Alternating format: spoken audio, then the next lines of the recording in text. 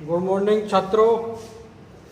आज की मनोविज्ञान की कक्षा में पुनः आपका स्वागत। बात कर रहे थे हम व्यक्तित्व के वर्गीकरण की। पहले आपने व्यक्तित्व के वर्गीकरण के बारे में सबसे पहले शरीर संरचना के आधार पर जो वर्गीकरण प्रस्तुत किया था, वो वर्गीकरण कल आपने क्रैचबर का देखा। दूसरा जो वर्गीकरण शरीर संरचना के आधार पर जो प्रस्तुत किया गया है वो आपका शेल्डन का वर्गीकरण है। और शेल्डन ने भी वर्गीकरण शरीर संरचना के आधार पर ही प्रस्तुत किया है। और इन्होंने भी जो क्रैचबर ने बताया था उसी के आधार पर 3 प्रकार का बताया है। नाम बदल दिए हैं, लगभग सिम्टम्स या उनकी परिभाषा एक जैसी है। शेल्डन जो वर्गीकरण प्रस्तुत करते हैं उनको भी 3 भागों में बांटते हैं। और पहला जो वर्गीकरण बताया उन्होंने बताया है गोलाकार, एंडोमॉर्फिक। इन्होंने गोलाकार जो बताए हैं उनका जो शारीरिक दृष्टि से ये मोटे होते हैं, शक्तिहीन होते हैं, आराम पसंद होते हैं छात्रों, और ये शौकीन मिजाज होते हैं, भोजन प्रिय होते हैं। क्योंकि भोजन प्रिय होने की वजह से ही ये मोटे हो जाते हैं। भोजन प्रिय होते हैं, सहनशील होते हैं तथा सामाजिक होते हैं। ऐसे व्यक्ति समाज में आपने देखे होंगे, समाज में आपसे संपर्क हुआ होगा। क्योंकि शेल्डन ने भी शरीर की संरचना के आधार पर जो वर्गीकरण प्रस्तुत किया था उसमें छात्रों सबसे पहले गोलाकार, जिनको उन्होंने एंडोमॉर्फिक कहा था, और इनका शरीर शारीरिक दृष्टि से ये मोटे होते हैं, शक्तिहीन होते हैं, आराम पसंद होते हैं, शौकीन मिजाज होता है इनका, ये भोजन प्रिय होते हैं, सहनशील होते हैं तथा सामाजिक होते हैं। दूसरा इन्होंने बताया था आयताकार, जिसको इन्होंने मीजोमॉर्फिक कहा था। आयताकार न तो ये मोटे होते हैं और न पतले होते हैं। इनका स्वभाव, इनका जो शरीर है वो बीच का होता है, इसीलिए इनका जो कद है वो बिल्कुल शारीरिक रूप से संतुलित होता है। और संतुलित होने की वजह से इनको आयताकार नाम दिया गया है, मीजोमॉर्फिक कहा गया है। और ये स्वभाव की दृष्टि से यदि देखें तो ये जोशीले होते हैं, जोश इनके अंदर ज्यादा होता है, रोमांच प्रिय होते हैं, रोमांची होते हैं, और ये क्रोधी भी होते हैं, साहसी होते हैं, निडर होते हैं तथा झगड़ालू प्रवृत्ति के होते हैं। क्योंकि मीजोमॉर्फिक हैं, इनका शरीर की दृष्टि से, संतुलन की दृष्टि से देखें तो इनका शरीर संतुलित होता है। उसकी वजह से ये रोमांच प्रिय, जोशीले, क्रोधी, साहसी, निडर तथा झगड़ालू प्रवृत्ति के होते हैं। शेल्डन ने जो तीसरा वर्गीकरण प्रस्तुत किया था वो है उसका लंबाकार, जिनको एक्टोमॉर्फिक नाम दिया था। इनका कद लंबा होता है, शरीर दुबला पतला होता है, और स्वभाव से देखें तो ये बड़े शांति प्रिय होते हैं, शीघ्र थकान वाले होते हैं, चिड़चिड़े स्वभाव वाले होते हैं, और संकोची प्रवृत्ति के होते हैं। जैसा समाज में आपने देखा है, शारीरिक दृष्टि से देखा है, शेल्डन ने उसी प्रकार से उनका नाम रख दिया है। तो तीसरे उन्होंने एक्टोमॉर्फिक जो बताए लंबाकार, इनका कद लंबाकार है, कहने का मतलब इनका शरीर कद जो है वो लंबा है, शरीर दुबला पतला है, स्वभाव की दृष्टि से ये शांति प्रिय, एकांत प्रिय तथा चिड़चिड़े स्वभाव के और संकोची होते हैं। ये शारीरिक संरचना की दृष्टि से दूसरा वर्गीकरण प्रस्तुत किया था शेल्डन ने। पहला शरीर की संरचना के आधार पर वर्गीकरण प्रस्तुत किया था आपका क्रैचबर ने। दूसरा वर्गीकरण जो प्रस्तुत किया था वो शेल्डन ने। और तीसरा जो वर्गीकरण प्रस्तुत किया है वो है आपका स्प्रेंगर का वर्गीकरण। स्प्रेंगर ने जो वर्गीकरण प्रस्तुत किया है उसका जो आधार है वो समाजशास्त्रीय आधार है, शोषण है, समाज के आधार पर है। छात्रों, आपने स्प्रेंगर जो बताते हैं ऐसे व्यक्ति समाज में होते हैं और आपने ऐसे व्यक्ति देखे होंगे। उसी के आधार पर, समाज की दृष्टि के आधार पर, समाज में रहने वाले लोगों के आधार पर स्प्रेंगर ने ये जो वर्गीकरण प्रस्तुत किया है उसका आधार समाजशास्त्रीय आधार रखा है, क्योंकि समाज में ऐसे व्यक्ति होते हैं। तो इन्होंने जो वर्गीकरण दिया था उसमें 6 प्रकार के लोग बताए हैं। 6 प्रकार के व्यक्ति होते हैं। अपने स्प्रेंगर ने जो वर्गीकरण दिया है वो 6 भागों में विभक्त किया है। पहला जो बताया है उन्होंने सैद्धांतिक प्रवृत्ति वाले, अर्थात सैद्धांतिक प्रवृत्ति वाले, थॉटिकल कहते हैं इनको, ये सिद्धांतवादी कहते हैं इनको। आपने देखे होंगे कि आपके कितने भी क्लोज रिश्तेदार हों, आप उनके यदि किसी काम से उनके पास गए हैं और आप ऐसा कहते हैं कि ऐसा कर लो, तो वो कहेंगे ना साहब मैं ऐसा नहीं कर सकता हूं, आप आए हैं, आपका स्वागत है। कहने का मतलब अपने सिद्धांतों पर अड़िग रहते हैं। ऐसे व्यक्तियों को सिद्धांतवादी या सैद्धांतिक प्रवृत्ति वाले कहते हैं।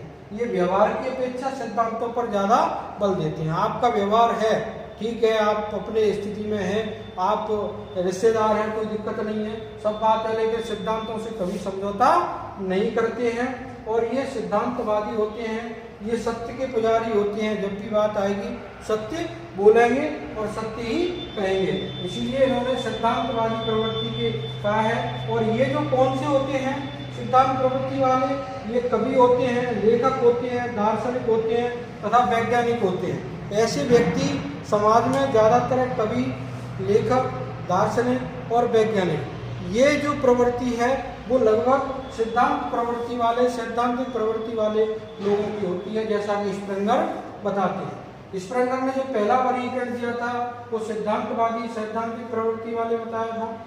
दूसरा जो वर्गीकरण दिया है छात्रों वो सामाजिक प्रवृत्ति वाले बताया है। ऐसे भी व्यक्ति आपने देखे होंगे, ऐसे व्यक्ति सामाजिक प्रवृत्ति के सोशल होते हैं, जो कि समाज में सामाजिक कार्यों में सबसे ज्यादा बढ़ चढ़ करके भाग लेते हैं। आपका कोई कार्यक्रम हो, फंक्शन हो, वह बिना बुलाए ही आपके पास जा बैठेंगे और 4 सलाह देंगे, आप इसको ऐसा कर लें, आप इसको ऐसा कर लें, आप ये काम कर लें। कहने का मतलब इनका भाव समाज की सहायता के लिए, समाज हित में और समाज के कार्यों से जुड़ा हुआ होता है। इसीलिए स्प्रेंगर ने जो दूसरा वर्गीकरण दिया है वो सामाजिक प्रवृत्ति वाले कहा है।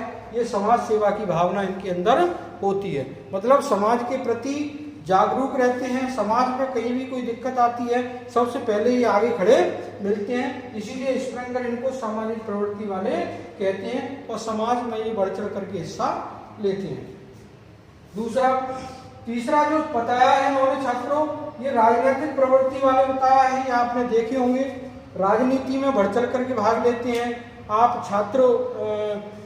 जब आप छात्र नेता के रूप में आप इनको देख सकते हैं, आप इनको राजनेता के रूप में देख सकते हैं। कहने का मतलब ऐसे व्यक्ति राजनीति में बढ़ चढ़ करके भाग लेते हैं, चाहे वो छात्र नीति हो, छात्र राजनीति हो या आपकी समाज राजनीति हो, कोई भी राजनीति हो, उसमें राजनीति में जो उत्साह से भाग लेने वाले होते हैं। और इनमें लीडरशिप का गुण पाया जाता है, क्योंकि ये लीडरशिप इनके ये एक तरह से अपने आप में नेतृत्व की क्षमता इनके अंदर विकसित हो जाती है।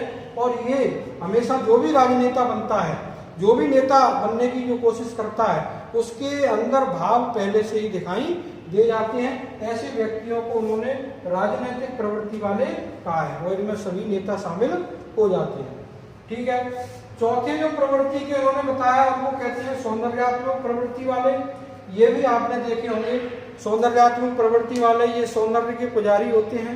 अपने आप को भी 4 बार देखेंगे, शर्ट पैंट की एक तरह से ड्रेस कोड मिलाएंगे, शीशे के सामने बार बार जाएंगे और 1-2 बार ऊपर नीचे ऐसे करके देखेंगे। और किसी ने कह दिया यार शर्ट सही नहीं लग रही है, तो वापस घर जाएंगे और शर्ट को चेंज करके आएंगे। कहने का मतलब ऐसे व्यक्ति सौंदर्य के प्रति इनकी सोच ज्यादा विकसित होती है और जो भी कार्य करेंगे वो सौंदर्य से जुड़े हुए करेंगे। तो आपने देखे होंगे सौंदर्य के प्रति, सौंदर्य प्रवृत्ति वाले जो व्यक्ति हैं वो कलाकार, मूर्तिकार और चित्रकार, ऐसे व्यक्ति सौंदर्य के पुजारी होते हैं। क्योंकि इनका जो पेंटिंग बनाने का, चित्रकार क्या करते हैं पेंटिंग, वो प्रकृति की पेंटिंग, आपके विभिन्न प्रकार के सौंदर्यात्मक प्रवृत्ति की पेंटिंग, आपके विभिन्न कलाकारों की पेंटिंग, और जो कलाकार हैं वो विभिन्न प्रकार की कलाओं का प्रदर्शन करते हैं और उसी के आधार पर इनका इन्होंने वर्गीकरण प्रस्तुत किया है। ऐसे ही मूर्तिकार होते हैं, वो उसी सौंदर्य को ध्यान में रखते हुए उनका चेहरा, नाक, नक्शा, उनकी कलर, सारी स्थितियों को सौंदर्य के हिसाब से देखते हैं और सौंदर्य के कारण ही उनकी प्रवृत्ति को वो देखा जाता है। कहने का मतलब चौथा जो वर्गीकरण स्प्रेंगर ने जो दिया है वो सौंदर्यात्मक प्रवृत्ति वाले व्यक्तियों के बारे में बताया है। पांचवा जो दिया है वो आर्थिक प्रवृत्ति वाले हैं, इकोनॉमिक टाइप के हैं। आर्थिक प्रवृत्ति वाले व्यक्ति क्या करते हैं कि हर चीज को आर्थिक दृष्टि से सोचेंगे, मतलब हानि और लाभ। आप कहेंगे कि चलो वहां चल रहे हैं तो कहेंगे यार वहां जाने से क्या फायदा है, मतलब हर चीज की गणना आर्थिक दृष्टि से करेंगे, उसमें अपना लाभ और नुकसान देखेंगे कि इसको वहां जाने से मुझे क्या फायदा है, वहां जाने से मैं जाऊंगा इतना समय खर्च होगा, इतने पैसे खर्च होंगे। कहने का मतलब हर चीज में अपनी आप को आर्थिक दृष्टि से जोड़ते हैं और नफा और नुकसान की वह बात करते हैं। इसीलिए छात्रों ऐसे व्यक्तियों को आर्थिक प्रवृत्ति वाले कहते हैं और सभी बातों का मूल्यांकन ये आर्थिक दृष्टि से करते हैं। ये ज्यादातर आपने देखा होगा व्यापारी होते हैं, उद्योगपति होते हैं और दुकानदार, ऐसी प्रवृत्ति के लोग ही इसमें शामिल होते हैं, क्योंकि दुकानदार, उद्योगपति और व्यापारी हमेशा समय को खराब नहीं करेंगे, अपने व्यापार पर ज़्यादा ध्यान देंगे, फालतू दोस्तों के साथ नहीं डोलेंगे और अपनी कहीं भी जाएंगे तो उसको फायदा और नुकसान के आधार पर उसका जोड़ तोड़ लगाएंगे। इसीलिए ऐसे प्रवृत्ति वाले व्यक्तियों को उन्होंने नाम दिया आर्थिक प्रवृत्ति वाले। ठीक है, पांचवा हो गया। छठवां जो दिया है उन्होंने वर्गीकरण स्प्रेंगर ने वो दिया है आपका धार्मिक प्रवृत्ति वाले। धार्मिक प्रवृत्ति वाले आपने देखे होंगे समाज में ऐसे लोग भी मिलते हैं जो कि हर क्षेत्र को धर्म से जोड़ देते हैं। अगर चार लोगों में बात हो रही होगी तो उस बात को भी कहीं न कहीं ईश्वर से जोड़ देंगे, है ना। कहीं दूसरी जगह जाएंगे तो किसी से नहीं डरेंगे, लेकिन उस ईश्वर से इनको डर लगता है, ईश्वर में ये विश्वास करते हैं। कहने का मतलब धार्मिक प्रवृत्ति वाले धर्म को साथ में लेकर के, ईश्वर में आस्था लेकर के, ईश्वर पर विश्वास करने के साथ ये धार्मिक प्रवृत्ति वाले होते हैं। और ऐसे व्यक्ति जो समाज में मिलते हैं वो ज़्यादातर आपके संत, प्रवचन करने वाले, पुजारी, भागवताचार्य, आपके पादरी, है ना, आपके विभिन्न प्रकार के धर्म प्रचारक, ये सभी इस धार्मिक प्रवृत्ति वाले होते हैं। कहने का मतलब कई लोगों की धार्मिक प्रवृत्ति नहीं होती है, वो भागवत में भी नहीं जाएंगे सुनने के लिए और वो कहेंगे कि नहीं ये तो सब जगह होता रहता है। तो ऐसे व्यक्ति जिनका ध्यान धर्म के प्रति और ईश्वर के प्रति आस्था होती है, ऐसे व्यक्तियों को हम धार्मिक प्रवृत्ति वाले व्यक्ति कहते हैं। ये ईश्वर में विश्वास रखने वाले और आध्यात्मिक होते हैं। इनमें संत, भक्त, पुजारी, पादरी तथा ईश्वर से डरने वाले होते हैं। कहने का मतलब हर चीज में कहीं न कहीं भगवान को जोड़ देते हैं। आप चार लोग बात भी कर रहे होंगे तो आपकी बात को कहीं न कहीं इधर उधर से लगा के और कहीं न कहीं ईश्वर से जोड़ देंगे, ईश्वर से कराने की कोशिश करेंगे। तो ऐसे व्यक्ति हमेशा धर्म के प्रति आस्था रखते हैं और धर्म के साथ जोड़ने की बात करते हैं। तो छात्रों, आपने देखा कि समाज के आधार पर, समाज शास्त्रीय आधार पर जो वर्गीकरण प्रस्तुत किया है वो छात्रों किसका है? स्प्रेंगर का है। स्प्रेंगर ने जो वर्गीकरण प्रस्तुत किया है वो समाज के आधार पर किया है, समाज शास्त्रीय आधार पर किया है और उन्होंने 6 भागों में वर्गीकृत किया है। पहला है सैद्धांतिक प्रवृत्ति वाले, दूसरा है सामाजिक प्रवृत्ति वाले, तीसरा है राजनीतिक प्रवृत्ति वाले, चौथा है सौंदर्यात्मक प्रवृत्ति वाले और पांचवा है आर्थिक प्रवृत्ति वाले और छठवां है धार्मिक प्रवृत्ति वाले। तो ये जो वर्गीकरण है छात्रों, आज आपने पढ़ा स्प्रेंगर का और शरीर संरचना के आधार पर एक वर्गीकरण दिया था शेल्डन ने और पहला वर्गीकरण जो दिया था वो आपका क्रेचमर का था। ठीक है, धन्यवाद।